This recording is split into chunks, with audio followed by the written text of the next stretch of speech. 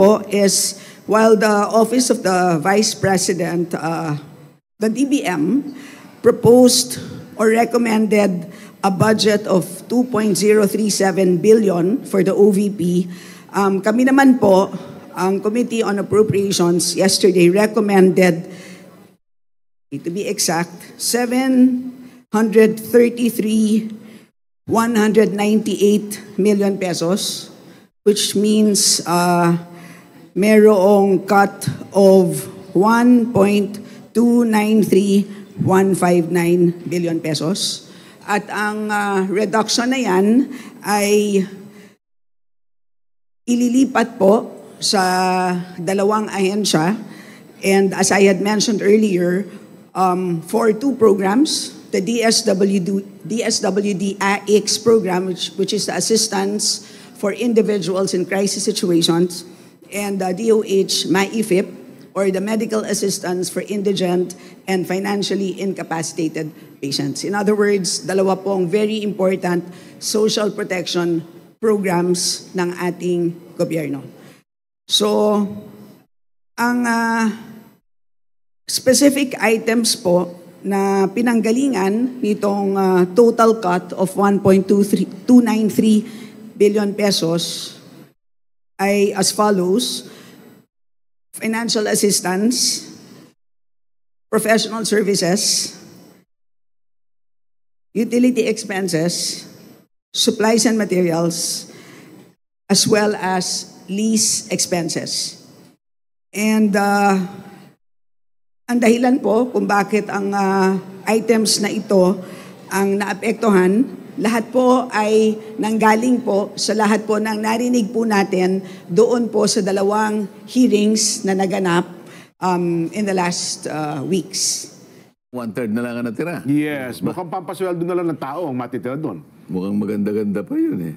Ganun ho ba? Oy, mabuti hindi naglagay ng piso. Ayun na nga po. Kasi kung gagawin nila yun, ang masasakal naman doon, ay may mga tao ang tanggapan ng pangalawang pangulo na wala namang kinalaman sa politika po. Pero ngayon lang nangyari, sinasabi ko sa iyo. Opo. Hindi lamang yung paraan. Hindi lamang yung paraan.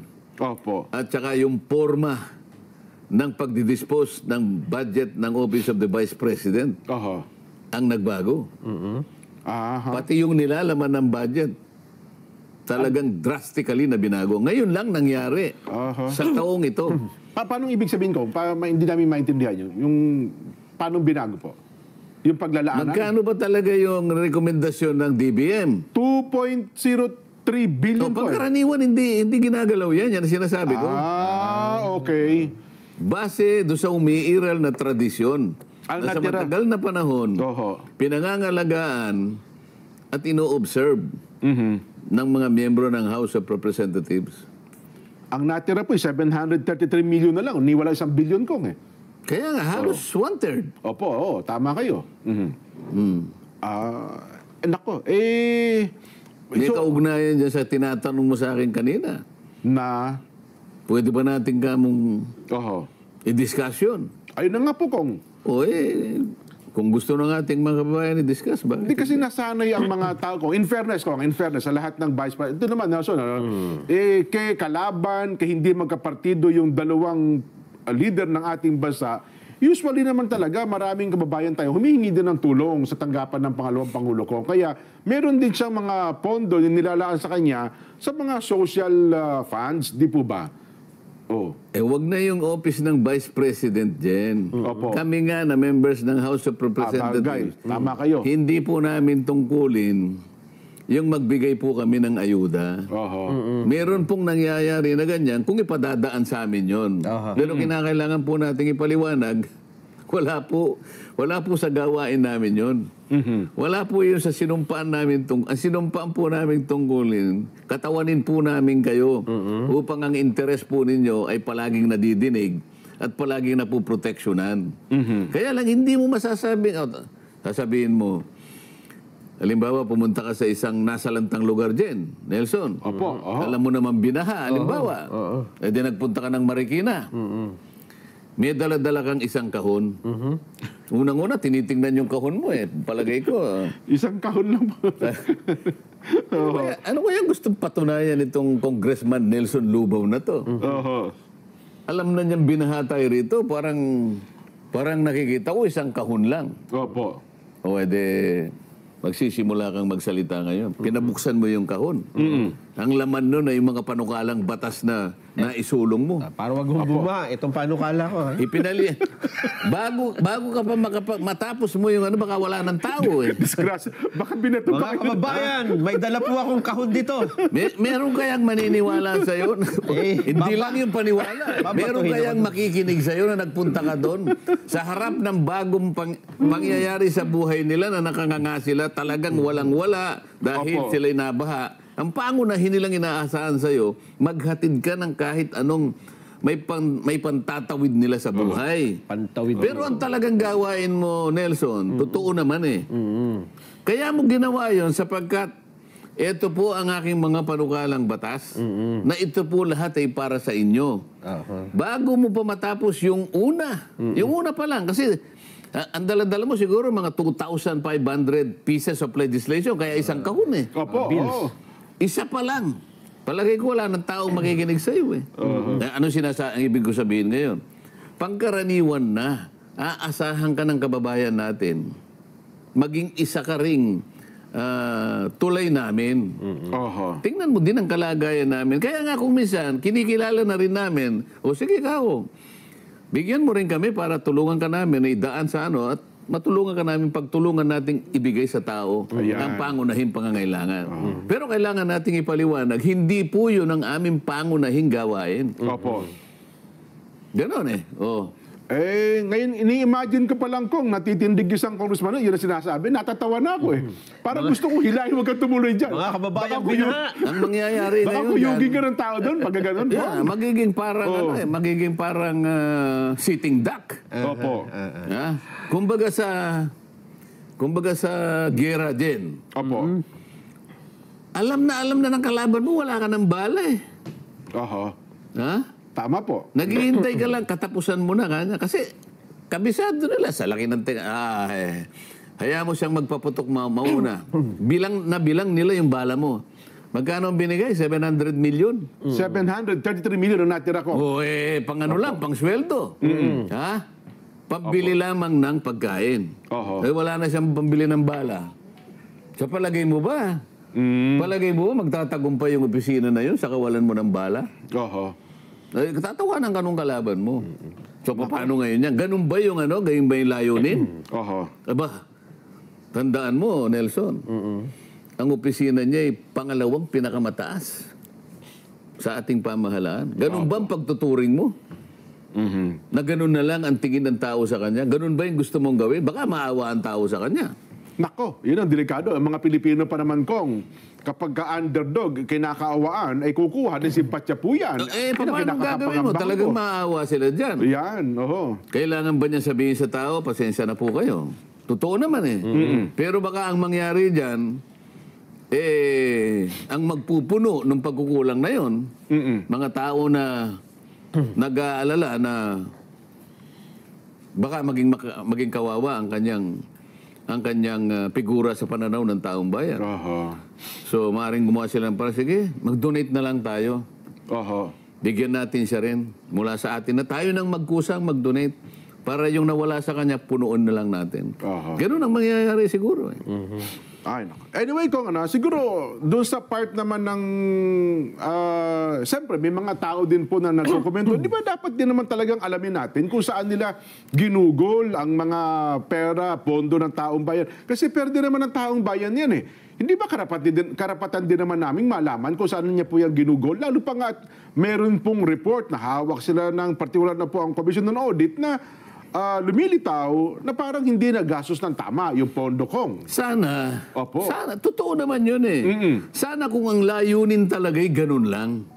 Na talagang, halimbawa, pag sinagot mo ng ganun, huminto ka na doon sapagkat naipaliwanag niya na. Ayun. Ganun kaya ang magiging katapusan nito? Nakikita mo eh. Ulit-ulit. Iba na yung Iba na yung paraan Hindi na yung magtatanong para malaman mo eh. Nagtatanong para magpahiya ka na eh. Madali namang kwentahin yun din. Tama. Bagay Ngayon, bago mangyari yun, meron tayong inaalagaan na tradisyon. Yun ang aking yun ang aking gustong malaman sa mga kasama ko, sapagkat sa tagal ko na sa Kamara din, sinabi ko nga sa kanila eh. Ano ba yung point of entry ko rito sa House of Representatives? 2004. 2004, yes po. 13th Congress. Ngayon, 19th Congress na tayo. Bilangin ninyo. Sa haba ng panahon na yan, ilang vice president na yung nakita ko. Kung ang pag-uusapan ay yung pag-approve ng kanyang budget. Di ba? Ayan. Dumaan si Vice President Binay. Dumaan si... Noli de Castro. Si Leni Robredo. Palaging ganun eh. Pati Pangulo. Pangulong Duterte, Pangulong Pinoy, Pangulong Gloria Macapagal-Arroyo. Palaging ang sinasabi, pagka budget na ng presidente o pangalawang Pangulo, Your Honor, in line with the time-honored tradition of the House of according courtesy to the office of the President. Ganun eh. I move to terminate the consideration of the budget of the office of the President. Palakpakan na yun dyan. Alam mo ang basihan doon, alam mo yung batayan, yung kaukulang paggalang sa opisina ng dalawang pinakamataas na leader ng ating bansa. Alam mo, pwede mo pang idagdag yun eh. Maski na yung hudikatura. Palaging ganun din. May nagtatanong parang lang, formalidad eh. Formalidad. Pagkatapos ngayon, bakit mo iibahin? Pinaalala ko nga sa kanya, Madam Chair, nakalimutan mo na ba? 2022 budget. Noong 2022, tumayo ka ako si Congressman Nonoy Libanan, yung ating minority leader. It took him only 13 minutes. He moved to dispose the consideration of the OBP budget. At dagli-dagli rin naman tumayo ka ako yung majority leader, Manix Dalipe. Para sigundahin ang kanyang motion. 13 minutes. 2022. Nakalimutan nyo na po ba yun? 2023, sino ang tumayo? The presidential son, Sandro Marcos. Senior Deputy Majority Leader. Anong sabi niya? Ganun din. In line with the time-honored tradition well kept by this House, I move to terminate the budget of the OBP. Nag-object si Franz Castro. Makabayang black ng time na yun. The objection was so revolting. I object. Ganun eh. Talaga alam mo naman sila eh. May kamay pang ganun. I object. Pag may objection sa rules namin, let us divide the House. Dinivide. Sino po kanya ang sasang-ayon dun sa objection ni Franz Castro, itaas po niyo yung kamay. Silang tatlo lang ang nagtaas.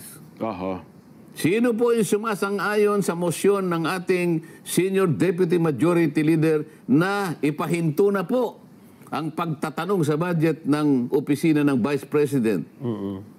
Botuan lahat. So natalo yung objection. Anong ibig sabihin yan? In-uphold ang tradition. Bakit ngayon? Tinanong ko, Madam Chair, ito po bang tradisyon na to na ating pinangalagaan sa mahabang panahon, katapos-tapusan nga, 2022, inaalagaan pa natin, 2030, tinalagaan. 2024, bakit po ang nangyayari, hindi na po natin igagalang ngayon. So ano pong katwiran? Bakit sinagot naman ni Chair Kim Bokong na, nung tinanong niyo siya, ang sagot niya, opo, ginagalang pa naman po natin yan. Di ba yun po naging sagot niya ko? May problema. Hindi ganun sagot. Sabi ko, are we now setting aside or discarding this tradition? Okay, yun ang unang tanong, gago. If we are discarding this tradition today, is this committee authorized to do that? Okay, opo. Sabi niya, short answer to both questions. The answer is no. O ibig sabihin, iginagalang pa rin natin Opo. ang ating tradisyon. Yung nung isa, ay hindi po kaya ng kumiting ito na itapo ng isang tradisyon. Sa makatwid, nauwi kami doon sa pagsang-ayon Sa pag, na kailangan igalang pa rin natin hanggang ngayon yung tradisyon. So, kung ganun po ang sagot ninyo, Madam Chair, I now respectfully move to terminate consideration of the budget of the Vice President. ang problema, In line, hindi ko na sinabi yun kasi nandun na yung premise eh. Total, ginagalang pala natin ang tradisyon na yan, I now move. Ito, nag-object na naman yung Makabayan Black. Let's divide the house. yan. Ang nangyari kabaligtaran eh. Nabaliktad nga po ang pangyari ko. Hindi sila bumoto sa akin. So, ibig sabihin, ayaw pa rin nilang igalang yung tradisyon. Hindi na sinunod. Ibig Bagamat sabihin, sinasabi nung... lip service eh. So, yung kanilang pagkakasabi na ginagalang nila ang tradisyon, yung gawa ay kabaligtaran. Well, ako naman ko, ito naman yung punto ng iba. Hindi naman kayo yung, bagamat sinabi ng presiding officer, na, well, ginagalang para natin yung tradisyon na yan, alam nyo naman ko, may mga tradisyon na lumilipas ang panahon. Minsan talaga, nababaliwala at hindi na po nasusunod ang mga tradisyon. Hindi kaya yung pagkakataong ito, baka naiba na po. Baka Hindi na applicable. Oo nga. Kasi may Sige. mga tradisyon ito. Sasakyan kita sa salita mo yan. Oho. Hindi. Merong formal na mechanism dadalhin natin sa plenary kasi po yun ang nalagay sa tuntunin eh. Ganun ang magiging setup dapat. Formally po nating inaalis ngayon ang tuntunin sa mahabang panahon na naging tradisyon. Huwag na po nating isaalang-alang ang opisina ng Vice President. Alisin na po natin ang tradisyon na kumakapit dyan. Ayun. A-approvein ngayon in plenary. Sa buong lahat Majority ng lahat ng miyembro ng House of Representatives. Yun pa lang dapat na setup. Dapat ganun muna.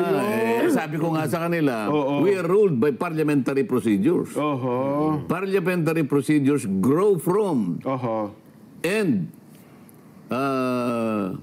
enriched by experiences, traditions, and precedents. Kinakailangan, dalhin mo muna sa plenary. Para sa aksyon ng nakararami. Ganon. Para sa ganon ay itapon mo na ang isang tradisyon. Ayun. Wala pa eh. Bakit inunahan mo yung tradisyon? So, dinamumulitika ka. So, dapat pala, kasi harapin natin ang katotohanan ko. May mga tradisyon noon pa man. Tayo bilang mga Pilipino, sa pagsapit ng panahon ito, yung mga tradisyon yun ay nababaliwala. Nakakapanghinayang, Kasi maganda ang tradisyon Pilipino, pero sa makabagong panahon ay hindi na po nasusunod. Ngayon, dito sa pangyayari ito, kung yun pala, at ang tradisyon, kung gusto natin palitan, baguhin na nito. Ang kabuuan pala ng Kongreso dapat na magpasya. Nakasulat kasi sa tuntunin eh. Ayun. Kasi kung tinanong nila ko doon, dala-dala ko yung the rulings of the chair. Sabi niya, ipakikita ko sa kanila. In order to break that tradition, sabi niya, it has to be supported by the majority of the members of the House of Representatives. Ang ibig sabihin nun, plenary. Committee yung committee lang kami. Kaya ang tanong ko, ito bang committee ito? Merong otoridad para itapon yung sabi niya, no. Kaya nga, natuwa ako ngayon. Kaya pala ganyan ang sagot niya. So sa magawit, sumang-ayon pala sila ngayon. Kaya natuwa ako eh. If that is your answer, Madam Chair, I now respectfully move. Kasi ang alam ko, bumalik na kami sa tradisyon eh. Ibig sabihin, magpapasakop na sila, magpapatali na sila sa tradisyon, wala nang magtatanong. Tama? Tama. Di nag-move na ako. Objection kanila. Di natuwa naman ako. Alam ko, pag nag-object, kagaya din ang nangyari nung nakaraan, na wala yung objection na yun, hindi pinakinggan ng objection, ang pinakinggan yung motion pa rin. Alang-alang. Alang-alang sa pagsunod do sa tradisyon. O wala rin eh. Kung sabi ko, double standard. Yung sinasabi mo, taliwas sa ginawa mo. Well, ako kasi kami ni Nelson, hindi po kami mambabatas, hindi namin alam yung rules na gano'n. Kasi kung ang pag-uusapan po ay tradisyon, kung ako si Congresswoman Sheila Kimbo, nung time na yun, baka sabihin kong, hindi na po natin susundin ang tradisyon na yan sa araw na ito. Kasi iba po ang sitwasyon ngayon, iba po ang sitwasyon noon. So, sasagutin ko lang. Sino ka? Yun palang mangyayari. Ikaw ba? Oho. Ay may karapatang sabihin mo yan sa pansarili mong opinion? Ayun. Oho. Kasi ko nga, yan din po ang sentimiento na napakarami sa social media. Kasi hindi nila naintindihan yung rules na yan, ha? Kaya nga natin pinapaliwanag. Yun, Tingnan mo, halimbawa, sa mga batas natin, may tinatawag na landmark decision. Landmark decision. Kaya sinasabing landmark decision, yung desisyon na yon, napakalaki ng naging epekto sa lipunan. Isang matibay na desisyon na ginawa ng Korte Suprema. Pero pagkatapos ng 30 taon, 50 taon, babaguhin yung landmark na yun eh. Pero merong isang desisyon na gagawin para baguhin yun. Isang panibagong landmark. Gagawin niya ngayon. We are reversing that landmark decision. Isa sa mga desisyon na yan, ibigyan natin ng paghalimbawa. Ayun, kaya pala. Merong mga naunang desisyon, siguro 30-40 years ago. Naalala mo yung isang relihiyon na kung tawagin ay Saksi ni Jehovah. Ito, for purposes of discussion. Walang intensyong anuman. Walang intensyong anuman. Parang magliwanag sa atin kung paano pinapalitan. Dito, Korte Suprema na pinag-uusapan. Kayang palitan, pero gagawa ng panibagong ruling. Doon, mga siguro 1950s or what, ang nakalagay doon, kasi hindi sila sumasaludo sa bandila. Labag sa kanila yan. Labag sa kanila yan. Paniniwala nila. Flag racing. Meron silang sinisitas na talata. And sabi ng Korte Suprema, ganito yan eh. Yung hinihingi na paggalang ng ating saligang batas, hindi naman katapat ng sinasabi ninyong pagsamba. Hindi paggalang lang naman ang ibig sabihin. Ibig sabihin, sumaludo ka sapagkat Pilipino ka. Bahagi ng paggalang. Yun ang ruling noon. After 30-40 years, binago. Meron silang karapatan kasi tuntunin ng kanilang paniniwala. Sa makatwid na baligtad. Mas nanaig. Bakit ko sinasabi ito? May pagkakataon na baguhin yun. Ngayon, balik tayo sa tradisyon namin. Papayag ako, bakit hindi? Pero kinakailangan idaan lahat. Sa isang mekanismo, halimbawa, ang una kong gagawin, sige, total, gusto nyo magbago na lahat. Unahin na natin ang pagbabago dito sa mga komite. Meron tayong tradisyon dito, pagka magsisimula na yung interpellation, yung unang-unang magtatanong, palaging miyembro ng minority. Tradisyon nyo po talaga yan, totoo. Kahit na ikaw ang pinakahuling dumating. Kahit hindi ka nagpalista. Basta't ang unang isipin mo, ikaw nakaupo ka ron alas 7:30 ng umaga. Pero hindi ka miyembro ng minority. Hindi. Majority si Nelson. Ikaw minority ka. Si Nelson majority. Kauna-una siya. Pero si Nelson dumating 7:30 ng umaga. 7:30. Nagpalista ka 7:30. Si Jen dumating 9:30. Miyembro ko ng minority. Kararating mo lang, minority ka. Mukhang magiging congressman tayo dyan. Kung tutuusin mo, dapat si Nelson ang mauna doon. nauna ng 2 oras sa'yo eh. Nauna ako eh. Pero dahil sa tradisyon, palaging ikaw. Sasabihin ko ngayon, alisin na yung ano na yan. Tradisyon yan. First come, first serve dapat. Kung sino yung nauna nagpalista, yun na lang. Nakasalig yung kako sa tuntunin. At yan ang pinakamakatarungan. Bakit ako nagpapasakop dyan kahit masakit ang loob ko? Kunwari, masakit ang loob mo, Nelson, di ba? Masasakit din naman ang loob mo talaga. Napapasakop ako, sabi ni Nelson, kahit medyo naiinis ako. Sapagkat pumayag ako na magpatali sa tradisyon dahil member ako ng House of Representatives. Gusto nyo tanggalin na natin yan? Tanggalin na natin lahat yan. Kasi ngayon, kung kahapon ng komentaryo namin, ang banggit namin, meron talagang mga tradisyon na hindi talaga akma ngayon. Well, kung ganyan pala ang rules ng Kongreso, gumawa sila muna ng paraan. Paraan na para binago. maalis ang tradisyon na yan. Tingnan mo, halimbawa, ikaw naman Jen, Congressman Jen Subarjaga, nagpalista ka, nag-deliver ka ng privilege speech. Siyempre, may interpellation yan. Biglang nagpalista ito. I-interpellate ko yan. Kunyari, hindi kayo magkabalahibo, no? Kasi inupakan mo yung inupakan mo yung distrito niya. Siyempre, tatayo ito. Ngayon, ikaw naman, gagamitin mo yung tradisyon. Gagamitin mo yung tradisyon. Bigla kang umupo.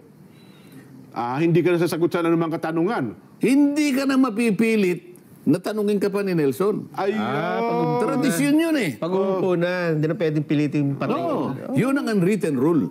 Ayun na. Kapag umupo, yung Meron pala taong mga ganung nag-deliver rules. ng Oo. privilege speech, Oo. Wala na kahit ano pang gawin mo, Wala na. ha? Kahit pumunta ka pa sa speaker, wala kang magagawa. Tradisyon yun. Hindi ako pinayagang magtanong sa So, kanya nagkakaintindihan tayo siguro. Ayun. Ngayon, Opo. sabi ng Vice President, tayo, pinag-usapan natin, level lang ng congressman. Di ba? Opo. Kung tutusin, sa tingin ko, mas mababa naman tayo kaysa sa Vice President. Okay.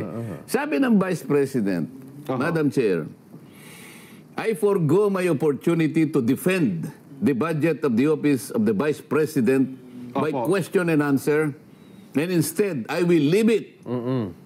I will leave it to the House of Representatives to decide such a proposal as presented. Ayun. Ang ibig sabihin niyan, parang umupo siya. Ayun nga. Ayaw ko na pong idepensa. Ayun nga. Hindi mo ba igagalang yun? Pati ba naman yun, hindi mo igagalang? Pangalawang Pangulo ng ating bansa.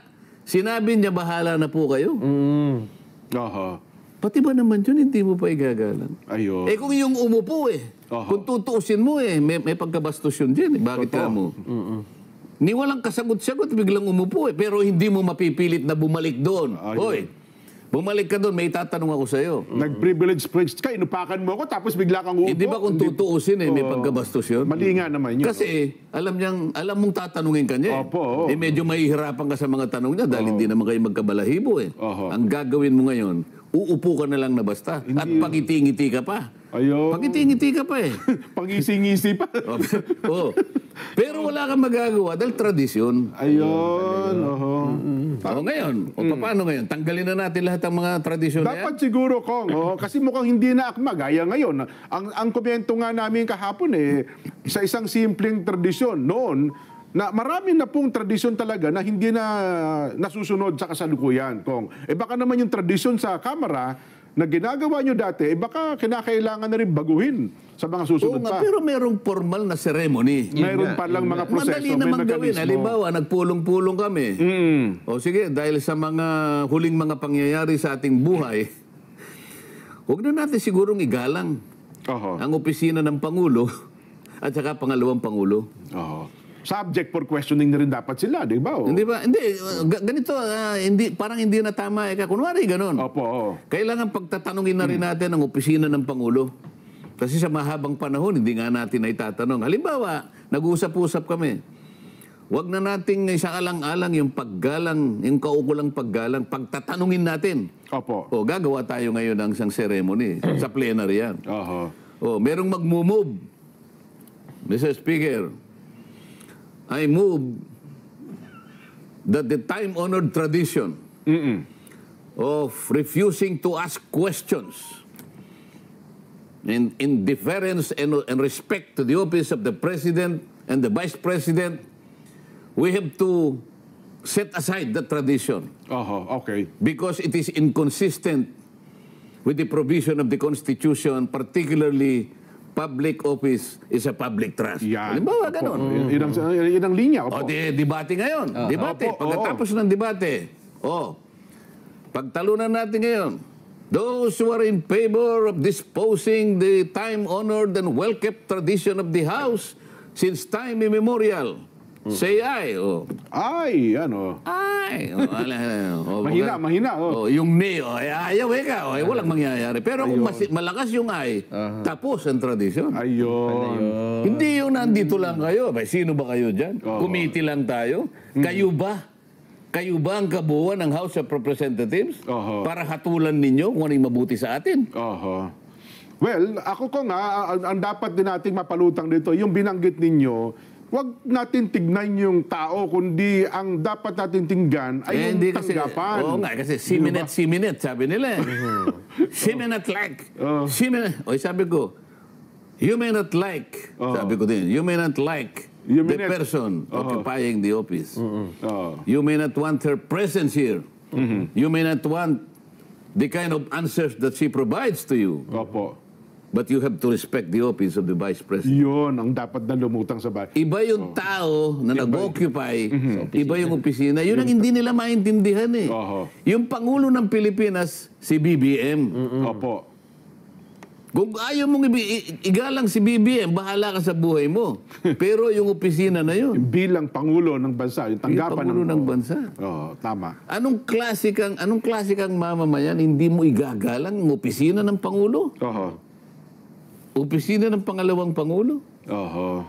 Kaya nga sabi ko sa kanila, we are defined by the traditions that we proclaim Oo. and that we keep.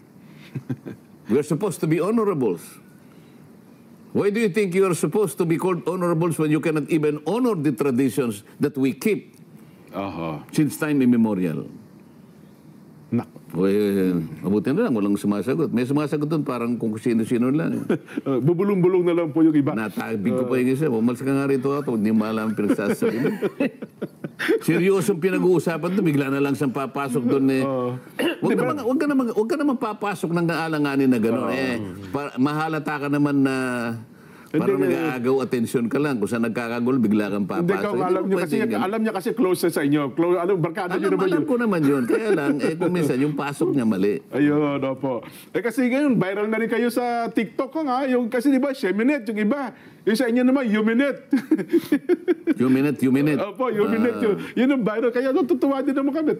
Kahit pa ganun viral. Ay, nako. Anyway, Kong, napakarami nating di pangkaraniwan na nakasubaybay ngayon sa atin sa social media. Teka muna, napabayaan mo yung ating mga nakasubaybay na naghihintay sila ng tanong mo. Mas gusto nila makinig ngayon Mas gusto nila atang pakinggan kung ano mga gusto nyo sabihin, Kong eh. Pero teka lang, bago lang tayo magtanong, kasi nga naman, ang report din naman ng COA kung ang pinagbabatayan, hindi ba dapat din namang ipaliwanag ng anumang tanggapan? Huwag na natin tingnan yung pangalawang Pangulo, yung mga report na nakita ng COA, Kong. So, mabuti. Mabuti na itanong mo yan. Kaya nga bumalik ako eh. Nung pagkatapos nung alingas-ngas ng umaga, Opo. na umabot ng halos katanghalian na yun eh. Opo. Nung maipahayag ko na yung aking sentimiento, bumalik ako sa opisina ko, medyo malayo-layo yung RBM kasi dyan eh. Opo. Kakain ako kasi hindi ako makakain sa meeting eh. So doon na ako kumain. Pero actually, konti lang ang kinain ko eh. Nandun pa rin kasi yung pagkainis eh. Pero kumain naman ako. Tapos, naalala ko na meron pang naiwan dun sa COA. Sabi ko, sige ka ako, balik tayo ron sapagkat naipalista ko yung pangalan ko. Mabuti din naman yun para sa gano'n. Kasi nga, yung mga lahat ng tanong na gusto nilang itanong ay nakabase doon sa tinatawag na intelligence and confidential funds. Yes po. Kaya ang pasimula ko doon sa COA, kung na-subject sa notice of disallowance yung intelligence funds ng Office of the Vice President. Opo, sabi niya. Pero ang gusto ko sanang mapansin ng mga kasama ko, ang kauna-unahang layunin ko doon para mapansin ng mga kasama ko eh. Opo. Pangalawa, yung nakikinig na taong bayan, maunawaan din kung bakit ganun yung pagtatanong ko. So nung tinanong ko siya, na-cover nga po ng notice of disallowance. So tinanong ko, what is the nature of a notice of disallowance? Kaso hindi niya masyadong maunawaan. Ang gusto ko lang isagot niya, ang notice of disallowance hindi final. Opo. Ang notice of, halimbawa, kasi yung notice of disallowance, halimbawa yung ahensya mo din, meron kasing mga parametro eh, may mga standards kung paano mo gagamitin yung pondo. Pag nakita nila may konting lisya doon, halimbawa, ano kasi yun eh, irregular, ano yan eh, IUEEU. 5 eh. Mayroon pala. Yung I, irregular. Okay. Yung U, unnecessary. E, extravagant. Another E, excessive. Tapos ano yung U? Kako pa sa kanya eh. Unnecessary. Hindi, sinabi mo na yun eh. Unconscionable. Ay, opo. Yes po. So, ito yung minamarkahan. So, either irregular, excessive, unnecessary, unconscionable, blah, blah, blah, malalagay ka sa notice of disallowance. Ngayon, sabi ko, nasaan na ang estado niyang notice of disallowance? Ito pong notice of disallowance na ibigay na po namin sa management. Ibig sabihin, Office of the Vice President, Opo, doon sa opisina. noong August 24, 2024. So, kailan lang, di ba? Bago lang po, oo. Meron po siyang 6 na buwan para sagutin ito. Isipin mo, 180 days. 6 months pala yan. Sa makatwid, Opo. yung Office of the Vice President, pwede siya sumagot hanggang Pebrero 2025. Oho. Hindi pa siya nag-submit ng sagot kasi meron pa siyang plaso na 6 na period pa. 6 na buwan. O ngayon sabi ko sa kanya, yun bang notice of disallowance contestable? Yes, sir. Ayan, oo naman. Yan bang kakong notice of disallowance appealable? Nagtalo pa kami sa kasi po yung appeal, alam ko na yung appeal. Pag appeal, kunyari, dito sa inyong unit, Opo.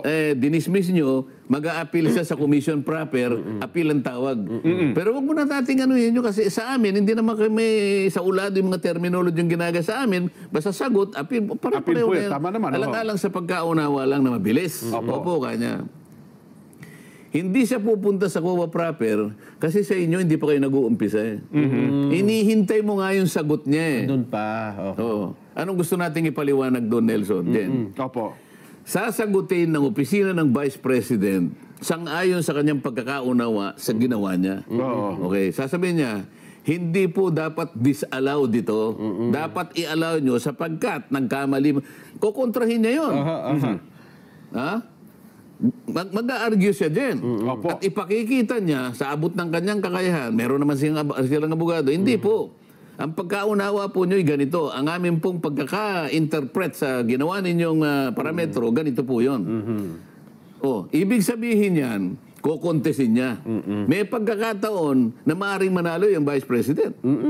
Pwede niyang palitawin. Kasi kung minsan, hindi nakita ng auditor lang yun Tama. Auditor lang yun. Kumisan, walang abogado sa unit niya eh. Kung halimbawa lumitaw na tama yung Office of the... Sa akin lang naman Ano ang ating gustong palabasin dito? Walang pinalipad yan eh. Sasagot pa lang, mag-a-argue. Iko-contest niya yan, i-a-appeal yan, sa katapos-tapusan ng daigdig. So wala pang bearing Bakit ngayon Sabi ko doon sa COA, Opo. tama ba ka ako na yung mga kasama ko? Ganun pa lang kalagayan. Sasagot pa lang. Yun pa lang pangalawang estado. pangulo. Tama ba ka ako nung nakarang isang araw na pinasimulan itong hearing na to, ang mga kasama ko rito ay naglululundag. Nagalit pa yung isa eh. Hindi po naglulundag. Baka hindi naman si Tagalog masaya. Ang ibig ko lang sabihin, nag-uunahan pa kayo na pagdamba sa opisina ng Vice President. Gusto nyong magunahan kayo eh. Ha? Samantalang, kayo po naghihintay pa eh. Kung ano po ang isasagot ng pangalawang Pangulo. Hindi po ba nyo kami papayuhan? Payuhan nyo po kami. Kasama na ako doon. Payuhan nyo kami. Sabi niya, hindi daw... Kailangan ko bang magtatanong na ngayon o hindi? Because if I do that, I will be more popist than the Pope. Hindi ko po masasagot kasi po, kayo po, hindi nga, payuhan mo lang kami. Ayaw magpayo. Payuhin mo kami. Dapat na ba kaming magtatanong sa gayong ikaw, hindi mo ba pala natatanggap yung argumento at pagsagot ng pangalawang Pangulo? Hindi ka ba matatawa sa amin? Tingnan mo kahit itong mga... Dapat ko na bang... Nagdadadamba na sila. Ayaw niya naglulunod. O sige, nagdadadamba. Dapat ko na bang gamitin itong report ninyo laban sa tanggapan ng ganito? Isipin mo. Sasagutin pa lang. Sasagutin pa lang. Hintayin mo naman yon. Respeto mo na lang sa opisina ng Vice President. Sasagot eh. Bakit hindi pa siya sumasagot? May 6 na buwan pa siyang sumagot eh. Piniprepare mabuti. Katapos-tapos, anong malay mo kung halimbawa nasagot niya? At medyo tumama. At sinabi, oo nga pala. So, allowed. So, wala na yung, mamamatay na yung notice of disallowance. Kasi allowed eh. Naipagtanggol niya yung sarili niya. Ngayon, bakit ka magtatatanong ngayon? Ba't ka maglulundag? Hindi mo pa nga alam kung ano yung laman nito. Kasi alam mo, lata. Wala namang label. Akala mo ang laman sardinas. Nagtatatong ka na, inaakala mo yung laman ay sardinas. Bagoong pala. Bakit maalat yung sardinas? Hindi mo nga alam kung sardinas. Nakuha mo ibig ko sabihin? Tama po. Kaya akong ginanon ang pagtatanong para lang maipadama ko sa aking mga kasama. mga kasama, parehang masyado tayong adelentado. Kaya nga ako'y nagpakababa na rin, sabi ko doon sa Cuba, payuhan mo nga kami. Pati ako isama mo na ron. Opo. Payuhan mo ako. Ayaw niya ayaw naman niya akong payuhan. Opo. Ay mukhang... ay, nako. Nung narinig ko nga yun, doon ako Naunawaan mo, di ba? Yan ang sinasabi ko. Naunawaan ko eh. Sabi ko, ganun palang sitwasyon. Yun palang Kasi kung hindi kayo nagsalita, ang imahe dyan, merong katiwalian, merong yun parang pinagtatakpan. na hindi sinasagot. Kasi nga meron ng notice eh. Paano kung halimbawa, humaba itong usapin na to? Halimbawa, nakaharap yung COA. Opo. Mr. COA Representative, Madam COA Representative, sino po ba sa amin dito sa kabuuan ng House of Representatives ang merong notice of disallowance? Nako, lahat po, malamang. Kaya sabihin niya, mawalang galong na po sa inyo, sir. Opo. 99% po meron kayong notice of disallowance. Lahat ng ano kaya? Totoo. O paano ngayon? Yun ang malaki, totoong katotohanan kong. So nagtatanong ka tungkol sa disallowance na hindi pa sinasagot, samantalang ikaw ay meron din? Pati Makabayan Black ko, meron yan. Merong nakasulat sa Biblia eh. Ha? Huwag mong titingnan kanya. Yung muta nung kapatid mo. Ang tingnan mo ay nakahambalang sa sarili mong mata. Baka mas malaki pa yan yan. Oo, nakalagay pa ron eh. Totoo. Parang isang punong kahoy ang nakabara sa kanyang mata eh. Ano ibig niya sabihin? Umalis ka dyan sa likod ng puno na yan. Kasi natatakpan ka eh. Hindi mo nakikita yung katwiran eh. Lumabas ka dyan para makita mo yung totoo. Kasi medyo nababara yung paningin mo eh. Ayun. Ay, nako. Sabi ng ating mga followers kong, wag na tayong mag-box populi. Sapat na kami sa pahilihan. Hindi ko. Hindi, pero kailangan natin ng confirmation. Siyempre po. Yung pinagdadaldal natin, pinagsasabi natin, kailangan nating makakuha ng confirmation sa kanila kung ano naman ang kanilang yung kanila namang sentimiento, kanilang opinion. Di ba? Eh di, gusto ko tanong kung dapat na ba nating alisin yung maraming tradisyon sa Kongreso kong. Kung yaman din lamang, yun ganito pala ang... Hindi, i-limit natin doon sa nangyari. Kasi walang kasalanan yung ibang tradisyon eh. Bagay. Sa Office of the Vice President. Kasi ito yung nagkasala, ito lang eh. Pinilit na tanggalin. Na hindi man lang nila isinaalang-alang. Yung pag-aalaga sa maraming taon, sa mahabang taon, bigla na lang nilang kinalimutan nang wala namang kaukulang pagpapaliwanag. Ayan. Kaya nung tanong ko, what is the reason? Wala sumagot eh. At inaalis na pala yung tradisyon na yun. Kung ano pala. Courtesy. At hindi mo rin pala basta-basta maaalis yung ganung tradisyon. Hindi ganun. Yun pala. Oo. Pagtatalunan namin yun at plenary ang mangyayari, ang action dyan. Nako. So yung tradisyon para sa Kortesiya, sa kortesiya, OBP. para sa pondo hinihingi ng panahon na ba na para ito ay maalis o dapat tanggalin? Hindi ganun ang tanong. Tama ba? Tama ba ang ginawa ng Appropriations Committee ng hindi pagsasaalang-alang sa tradisyon na matagal na palang umiiral sa mababang kapulungan kung ang pag-uusapan ay yung pagpasa ng budget ng Vice President? Ayun. Yan. Di ba? Tama ba? Baka kasi malay mo. Sabi ng iba di alam natin. A, tama po. Yan. B, mali. Yan. A or B tayo, ha? A, Paliwanag tama? mo mabuti, baka magkabaligtad. Pag sinabi nilang tama ko, tama yung ginawa. Tama yung ginawa ng... Tama ang ginawa na binaliwala na yung tradisyon. pagbaliwala Yan. sa isang umiiral na tradisyon na nakasulat sa bato. Ayan. Pag sinabi naman nilang mali, yung ginawa nilang yon, Hindi dapat ginawa yun. sinunod nila ho yung tradisyon. Tradisyon. Yan. Ayan. Mag-message po ng A or B sa ating mga text hotline, 0953-562-5088, 0960-447-6535, landline 878-474-50. Huwag po kalimutan ng mga texter para sa lugar kung kayo po ay taga saan. Pwede rin po kayo mag-send ng inyong mga responses sa pong social media pages. Live po kami napapanood via Facebook at YouTube. Live streaming at Net25 TV. Mapapakinggan po Radyo Agila, Provincial Radio Station at sa Mega Manila, DCEC 1062. Magbabalik pa po ang sa Ganang Mamamayan!